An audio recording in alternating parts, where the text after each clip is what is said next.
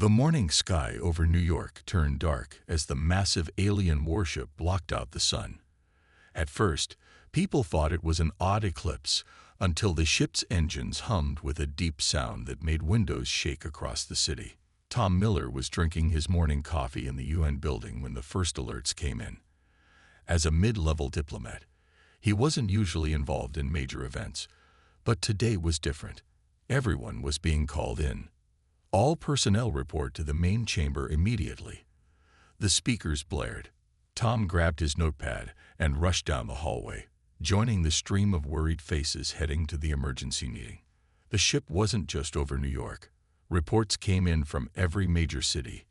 London, Tokyo, Moscow, Beijing, all had identical vessels hovering above them. Each one was bigger than any aircraft carrier ever built, shaped like a dark metal arrow pointing down at Earth. Inside the UN chamber, screens lit up with a face that made everyone gasp. The alien commander looked almost like a steel statue come to life. Its skin was metallic gray, with eyes that glowed like amber lights. People of Earth, the alien's voice boomed through every speaker and device on the planet. I am Admiral Stone of the Galactic Fleet. Your planet has been chosen for integration into our empire. Resist, and we will be forced to unleash our ultimate weapon. A beast so terrible, it has brought entire civilizations to their knees. The room erupted in chaos. Representatives from every country started shouting at once. The Security Council members huddled together, whispering urgently.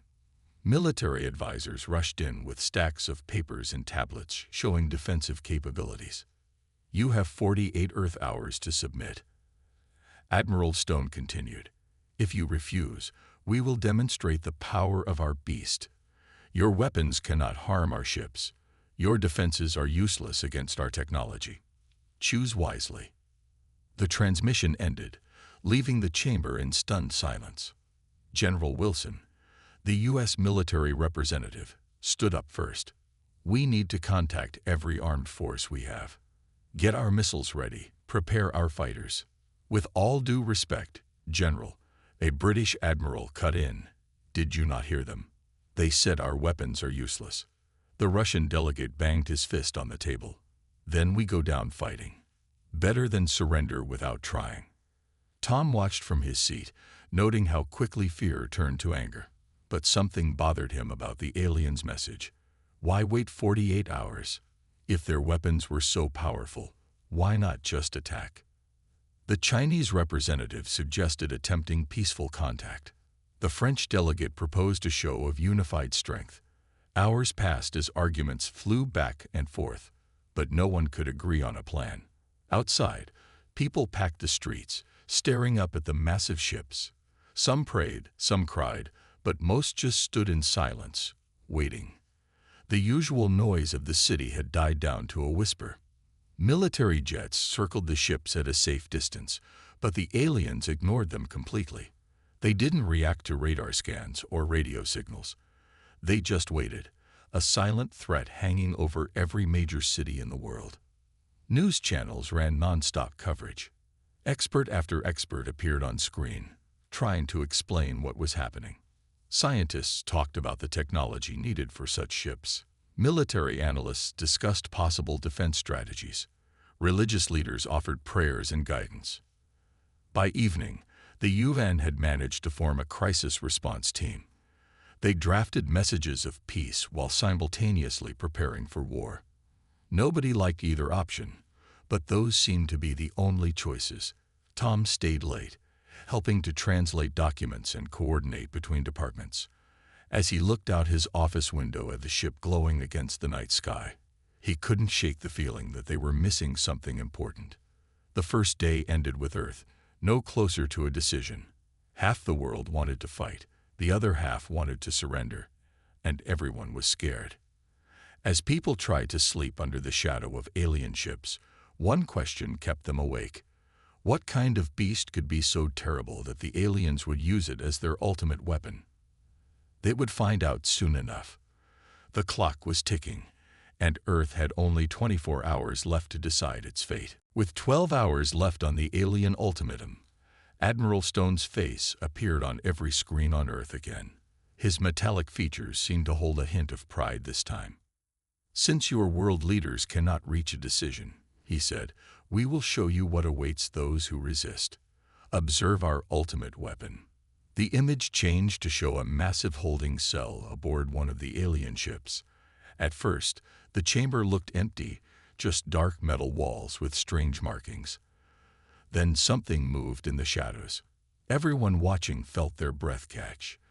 The creature that stepped into view was like nothing Earth had ever seen. It stood 12 feet tall, with a body covered in overlapping plates that looked like black diamond. Its head housed 3 rows of teeth that gleamed like polished daggers, each one longer than a human hand. "This is Asset X7, Admiral Stone's voice explained. "We engineered it from the genetic material of the most dangerous predators we found across the galaxy. It can smell fear from a mile away. Its armor can withstand your strongest weapons. Its claws can tear through steel." The beast moved closer to the camera, showing 6 eyes that glowed with an inner red fire. Its muscles rippled under the armored plates as it walked, each step making the metal floor shake. 2 massive arms ended in claws that looked sharp enough to slice through a tank. In the UN building, Tom Miller watched with others as the creature demonstrated its power.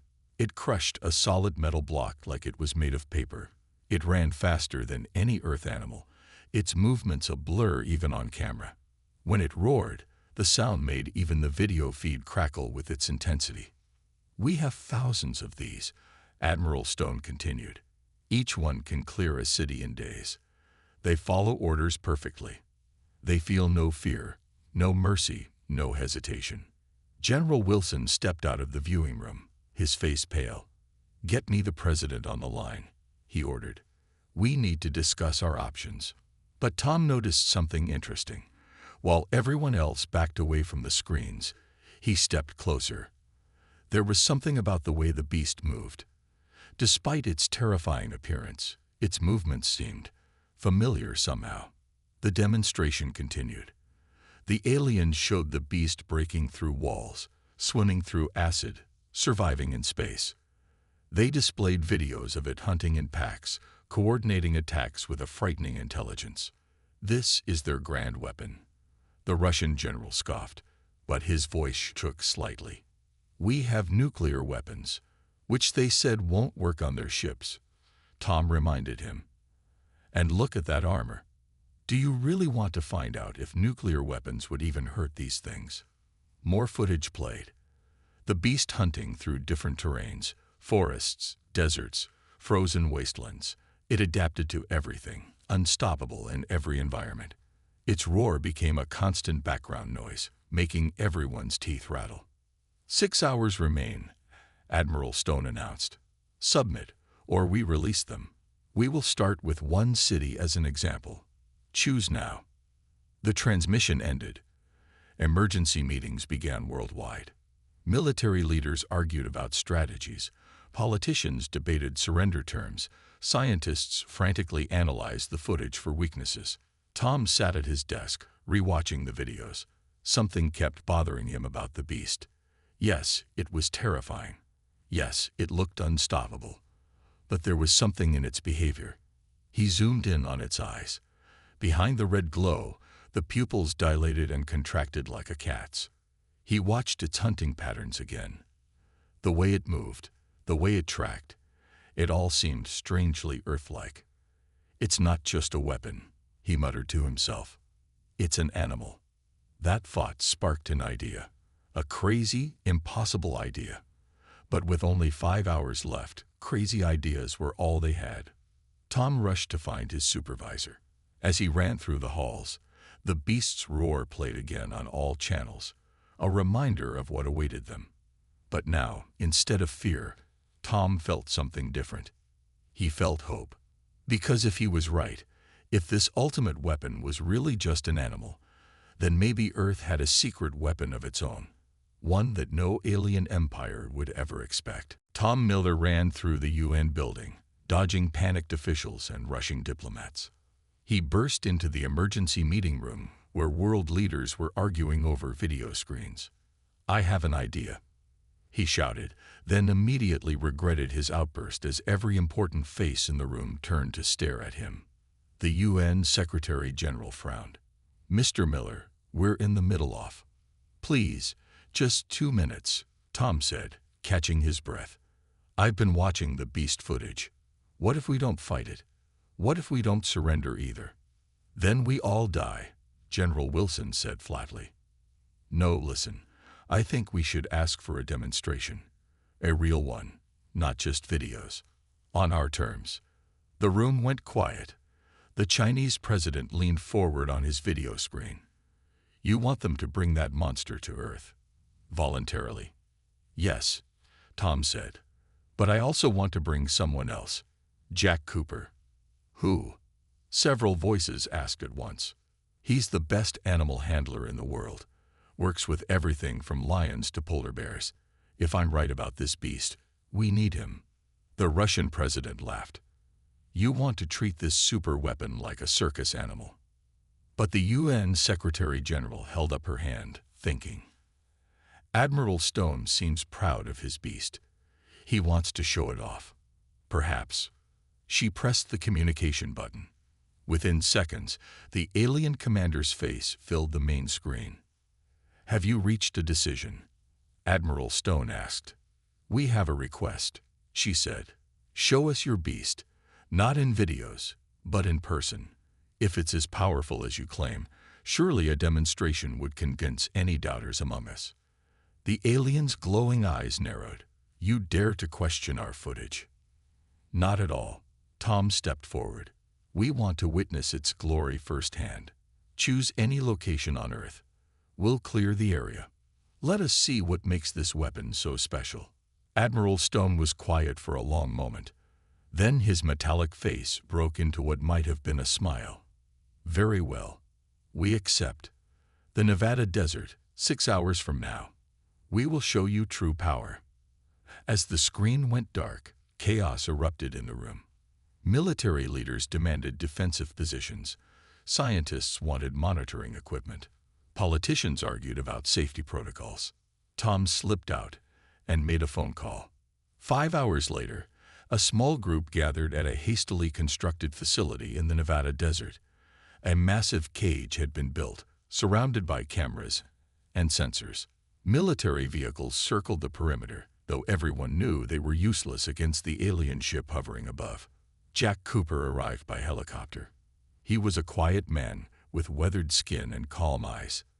He carried a large pet carrier, which made the generals nervous. "Are you sure about this?" he asked Tom. "No," Tom admitted. "But I saw something in that creature, something familiar." "If I'm wrong, then we're no worse off than before," Jack finished. The air suddenly hummed. A beam of light shot down from the alien ship, and Admiral Stone appeared with 2 of his officers. They wore no protective gear, showing their confidence. "Prepare yourselves," the Admiral announced. "Witness true power." Another beam appeared, wider this time. Inside it, the beast materialized. It was even more terrifying in person. Its armored scales gleamed in the desert sun. Its 6 eyes swept the crowd, and its triple rows of teeth clicked together like swords being sharpened. People backed away. Soldiers raised their weapons despite orders. The beast's roar shook the ground, sending clouds of dust into the air. Admiral Stone smiled. "Now you see. Now you understand. This is just one. We have." "Excuse me," Jack stepped forward, carrying his pet carrier. "Mind if I say hello to your friend?" The alien commander blinked in surprise. "You wish to approach Asset X7. It will tear you apart." "Maybe," Jack said. "But first," he opened the carrier door.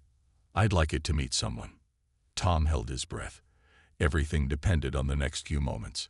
Either his theory was right, or they were about to watch a man die in front of the whole world. The fate of Earth hung in the balance as Jack reached into the carrier. The world held its breath as Jack Cooper reached into the pet carrier. Admiral Stone watched with smug confidence, his metallic features reflecting the desert sun. The beast, Asset X7, lowered its massive head, all 6 eyes fixed on the human who dared to approach. Then Jack pulled out a tiny golden retriever puppy, no more than 8 weeks old. The puppy, which Jack called Buddy, yawned sleepily and looked around with curious brown eyes. Its fluffy golden fur ruffled in the desert breeze. Someone in the crowd gasped, thinking they were about to witness something horrible. Admiral Stone's confident smile turned to confusion. What is this? Some kind of joke. Asset X7 will. He stopped mid-sentence. Everyone did, because the most terrifying weapon in the galaxy had just sat down. The beast's reaction was instant and dramatic. Its aggressive stance melted away. The glowing red eyes dimmed to a softer color. Its armored tail, which had been lashing dangerously, went still. Jack slowly walked forward, holding Buddy. The puppy's tail started wagging as it spotted the massive creature. Admiral Stone tried to shout a warning, but it died in his throat as he watched what happened next. The beast lowered its enormous head to the ground, making a sound that nobody expected, a deep, rumbling whine, like a giant dog asking to play. Buddy squirmed in Jack's arms, eager to investigate this new friend. "Easy there, big fellow," Jack said softly to the beast. He knelt down, still holding Buddy, but letting the puppy and Asset X7 sniff each other. "You're just a big softy, aren't you?" The beast's response was to very gently nudge the puppy with its massive snout. Buddy responded by licking one of Asset X7's armored scales, making the huge creature wiggle with joy. "Impossible," Admiral Stone whispered. His officers looked equally shocked. Asset X7 is engineered for combat. It's designed to destroy, to kill. "No," Tom Miller stepped forward, finally understanding what he'd seen in the videos. "You engineered it from predators, but you forgot something important. On Earth, even our fiercest predators can form bonds. They can care. They can love." As if to prove his point, the beast had rolled onto its side, letting Buddy climb over its armored plates. The puppy was having the time of its life, and Asset X7 was being incredibly gentle, using one massive claw to ever so carefully steady the tiny dog when it slipped. The gathered crowd watched in amazement as the terror turned to joy. Soldiers lowered their weapons. Scientists frantically took notes. Photographers captured images that would soon spread across the globe. A tiny golden puppy playing with a creature designed to destroy worlds. What is happening?" Admiral Stone demanded. "The beast has leveled cities. It's torn through armies." "Because you told it to," Jack said, watching as Buddy snuggled against Asset X7's neck. "But did you ever give it a choice? Did you ever try just being its friend?" The beast was now making happy rumbling sounds that shook small pebbles on the ground. Every few seconds, it would gently nuzzle Buddy, checking on its tiny new friend. Its 6 eyes had changed completely, showing nothing but affection. One of the alien officers stepped closer, fascinated. "Sir, I think it's purring." Admiral Stone stared at the scene before him. The ultimate weapon of the galactic fleet was now on its back, letting a puppy use its armored chest as a slide.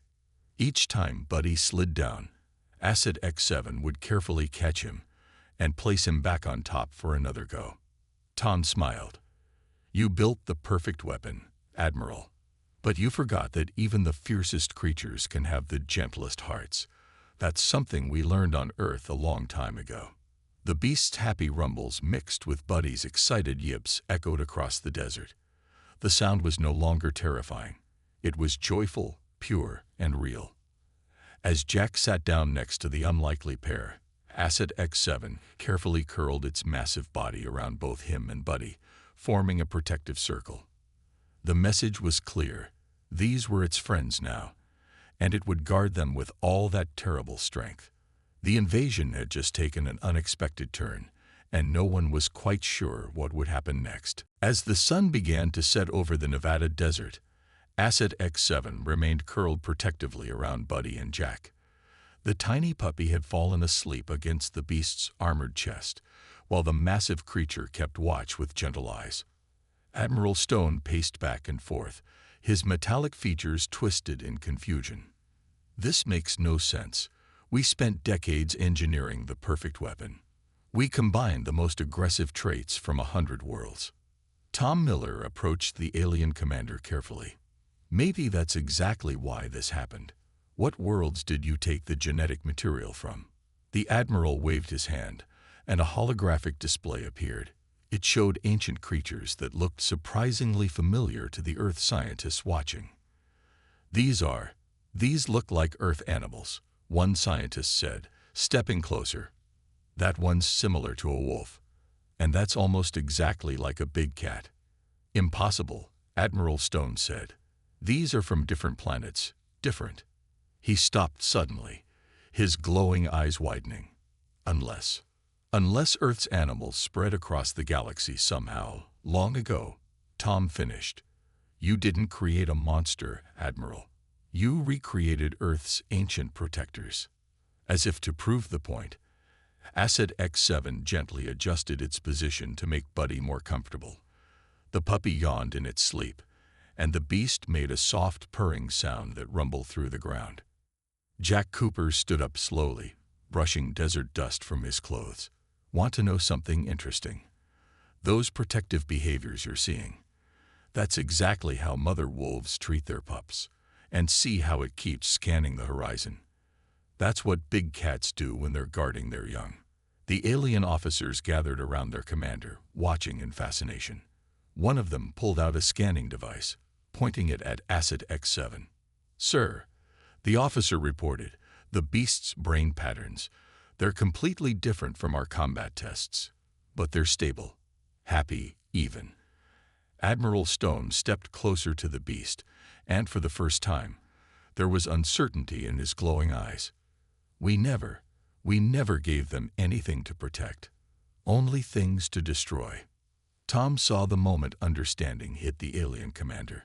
You built the perfect weapon, he said gently, but you forgot that the strongest creatures aren't the ones that destroy.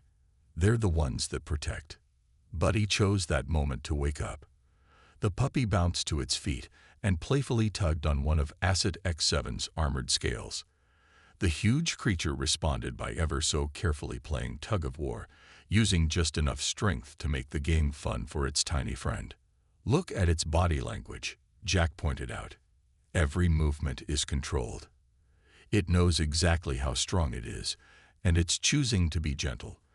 That's not just instinct, that's intelligence. That's choice. The alien scientists were frantically taking notes now. One of them approached Jack with obvious excitement. In all our testing, we never saw this behavior. How did you know this would work? Jack smiled, watching as Buddy climbed up Asset X7's tail. Because every animal I've ever worked with has the capacity for gentleness. Sometimes they just need to be shown how. Admiral Stone watched as his ultimate weapon, the terror of the galaxy, played peekaboo with a puppy. The beast would hide its huge head behind its claws, then pop out to gentle licks from Buddy, clearly enjoying the game. All this time, the Admiral muttered, all this time, we thought we were creating the perfect soldier. But we were really creating the perfect friend. Tom finished. You just didn't know it yet. As the desert stars began to appear, Asset X7 looked up at the sky and made a new sound, a soft, almost questioning rumble. Buddy immediately barked in response, and the beast's 6 eyes lit up with joy. The alien officers watched in amazement as their fearsome weapon and the tiny Earth puppy created their own way of talking to each other. It wasn't the language of war they'd programmed. It was something much older, much more powerful. It was the language of friendship, as old as life itself. And in that moment, everyone present knew that nothing would ever be quite the same again. 1 week after the desert incident, the UN building hosted a very unusual meeting. Admiral Stone stood before the world's leaders, but this time, he wasn't making threats. Instead, he was watching in amazement as Asset X7, now nicknamed Gentle by the humans, played fetch with Buddy in the building's courtyard. Our entire species has never had what you call pets. The Admiral explained. We evolved differently. Our worlds never developed companion animals. We saw all other creatures as either threats or resources. Tom Miller, recently promoted for his insight, was helping explain Earth's history with animals. He showed holographic images of dogs helping humans hunt, cats protecting grain stores from rats, horses carrying riders into battle. Our civilization grew alongside these animals, Tom explained. They weren't just tools or weapons. They became our partners, our protectors, our friends. In the courtyard, Gentle had learned to throw the ball so gently that Buddy could catch it. The sight of a 12-foot armored beast playing catch with a puppy had become the most popular video across both human and alien social networks. But how do you control them? One of the alien scientists asked. We spent years using strict discipline and punishment to train Asset X7. Jack Cooper, who had been invited to teach alien handlers, shook his head. That's your first mistake. It's not about control. It's about trust. To demonstrate, he walked over to Gentle. The huge creature immediately lowered its head, and Jack scratched under its armored chin. All 6 eyes closed in happiness. Look at its neural patterns now, the alien scientist said, checking his scanner. They're completely different from our military records. The aggression levels are minimal, but the intelligence readings are actually higher. More alien ships had arrived, but not for war. They came carrying other engineered creatures, each one designed for combat, each one now showing unexpected gentleness when introduced to Earth's animals. A massive serpent-like creature, designed to crush battleships, was now happily swimming with dolphins in the ocean. A flying beast meant to destroy aircraft was playing aerial tag with a flock of ravens. Even the most aggressive specimens calmed down when shown kindness. We need to establish a permanent exchange program, the UN Secretary-General suggested. Your people can learn about animal companionship, and we can learn about your genetic science. Together, we might discover even more amazing things. Admiral Stone watched as Buddy fell asleep next to Gentle, the huge beast curling protectively around its tiny friend. To think, we almost started a war. Instead, we found something we never knew we were missing. The alien scientists had set up research stations around the world, working with veterinarians and animal behaviorists. They were amazed to discover that every Earth animal, from the smallest hamster to the largest elephant, had the capacity for friendship. It's changing our whole society, one alien officer admitted. Some of our people have started adopting Earth pets. The effect on our mental health is remarkable. We're seeing lower stress levels, better emotional regulation. Tom smiled as he watched a group of alien children cautiously petting a cat for the first time. Their expressions of wonder and joy needed no translation. There's something else, Admiral Stone said quietly. The other engineered creatures, like Gentle, they're starting to show individual personalities. They're not just following programming anymore. They're making choices. In the courtyard, Gentle demonstrated this by carefully picking flowers and arranging them around sleeping Buddy. Nobody had taught it to do this. It was simply an expression of affection. That's what happens when you give them the freedom to be themselves, Jack explained. Every creature has its own heart, its own way of showing love. The sun was setting over New York, casting long shadows through the UN building's windows. The alien ships above now looked different, not threatening, but promising. They represented not conquest, but connection. Perhaps, Admiral Stone said, watching Gentle and Buddy, the greatest weapon in the universe isn't strength or fear at all. Perhaps it's the power to make friends. And as if to agree, Gentle let out a happy rumble that made everyone smile, alien and human alike. 1 year after the day that changed everything, the Nevada desert looked very different. Where there had once been empty sand, a massive interspecies friendship center now stood. Its main courtyard featured a statue of Gentle and Buddy playing together, symbolizing the unexpected peace between worlds. Tom Miller walked through the center's halls, smiling at the sight of alien visitors learning about Earth's animals. He passed a room where Jack Cooper was teaching a group of alien handlers how to brush a horse. The aliens' glowing eyes were wide with wonder as the horse nuzzled their hands looking for treats. Still hard to believe sometimes, isn't it? Admiral Stone said, falling into step beside Tom. The alien commander had changed over the past year. His metallic features seemed softer somehow, and a small gray cat was perched on his shoulder. "Is that a new friend?" Tom asked, pointing to the cat. The Admiral gently scratched under the cat's chin. "This is Luna. She chose me, as your people say. Walked into my quarters one day and decided to stay. I find her presence most calming."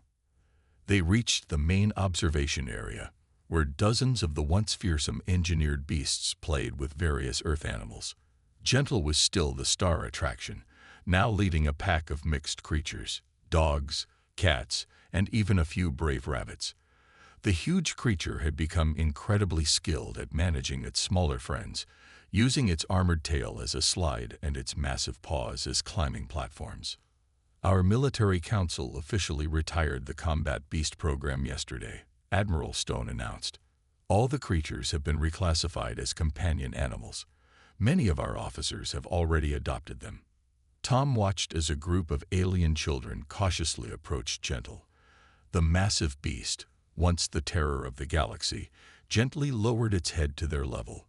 Buddy, now a grown dog but still Gentle's best friend, showed the children how to scratch under Gentle's chin. "The Friendship Initiative has spread to 30 different worlds," Admiral Stone continued. "Earth pets are highly sought after.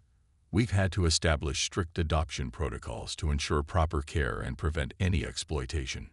In another area, alien scientists worked with Earth veterinarians, sharing knowledge about genetics and animal care. They had discovered that the engineered beasts, like Gentle, had complex emotional needs that had been ignored in their military training.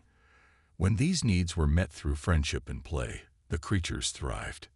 "Yesterday, something remarkable happened," the Admiral said, his voice filled with emotion.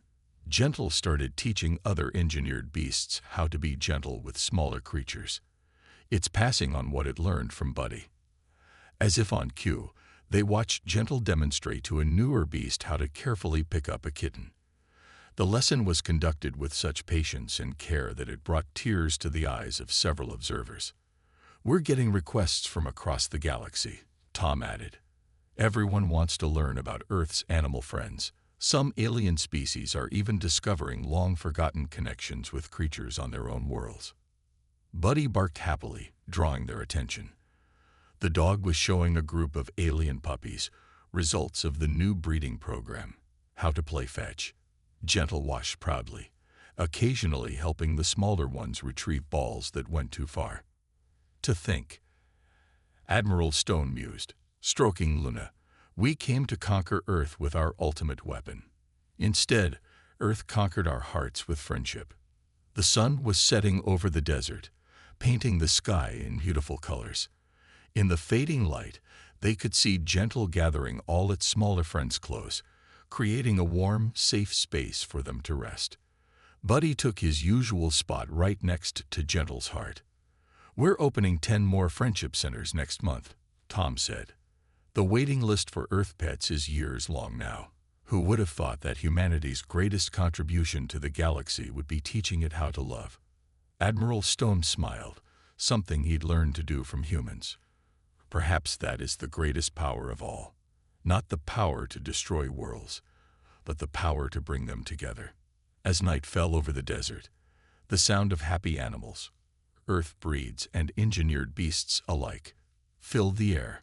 It was a symphony of joy, a testament to the day when a puppy taught a beast, and a beast taught the galaxy, that love knows no bounds. The end.